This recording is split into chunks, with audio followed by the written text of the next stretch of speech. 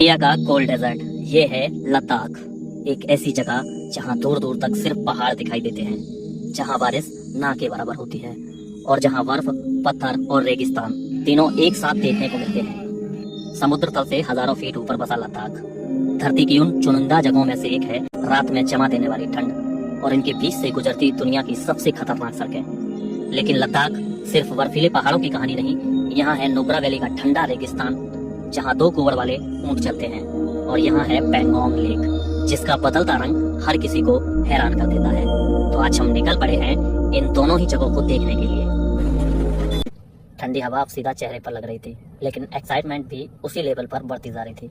और फिर कई घंटों के सफर के बाद वो आइकॉनिक बोर्ड आखिर सामने दिखाई दिया, खारदुंगला पास, दुनिया के सबसे ऊंचे मोटरेबल पासेस में से एक। दोस्तों, खारदुंगला पास से हम लोग आगे की तरफ निकल चुके हैं, क्योंकि यहाँ पे ज़्यादा देर अगर आप खड़े रहते हैं तो आपकी सांस फूलती है और आपकी तबीयत भी खराब हो सकती है। अब जैसे जैसे हम लोग नीचे की तरफ जाएंगे, हमारा जो एल्टीट्यूड है वो कम होता जाएगा। अभी हम लोग 17,900 फीट की हाइट पे थे, और जैसे जैसे नुब्रा वैली की तरफ हम लोग चलेंगे, हमारा जो एल्टीट्यूड है वो धीरे धीरे कम होता जाएगा, और फिर धीरे धीरे लैंडस्केप बदलने लगता है। पत्थरों और बर्फ के बीच अचानक रेत दिखाई देने लगता है। हाँ, रेत, एक कोल्ड डेजर्ट के बीचों बीच। यही है नुब्रा वैली, एक ऐसी जगह जहां नेचर अपने सारे रूल्स बदल देता है। एक तरफ स्नो कवर्ड पीस और दूसरी तरफ सैंड डून।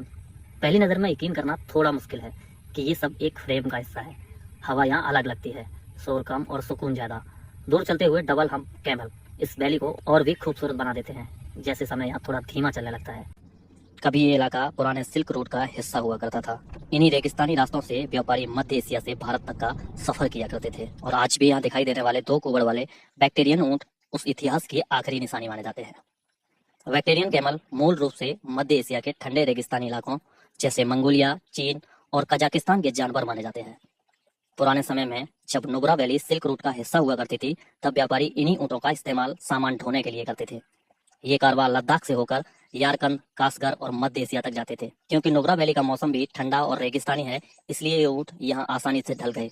धीरे धीरे व्यापार खत्म हो गया, लेकिन कुछ बैक्टीरियन ऊँट यहीं रह गए और उनकी संख्या बढ़ती गई। आज जो ऊँट आपको थंडर सैंड ड्यून्स में दिखाई देते हैं, उन्हें उसी ऐतिहासिक सिल्क रूट की आखिरी जीवित निशानी माना जाता है। आज का हमारा स्टे इसमें है Lotus Eco Resort. Main gate से अभी हम लोग अंदर आ गए हैं, और ये है कुछ इस तरह का शानदार कॉटेज। यहाँ पे देखिए, ये जितने भी आप देख रहे हैं ना, चारों तरफ यहाँ पे कॉटेज बने हुए हैं, जिसमें से हमारा जो कॉटेज है, जो सामने आपको दिख रहा है, ये दोनों है। ये है कुछ इस तरह का शानदार कॉटेज हमारा। ऊपर देखेंगे तो जो छत है पूरी वुडन की है, और यहाँ पे ये वॉशरूम वगैरह दिया हुआ है। पहाड़ों के बीच बसी हुई है शांत धरती, और ऊंचाई पर दिख रही ये है प्राचीन बौद्ध मठ।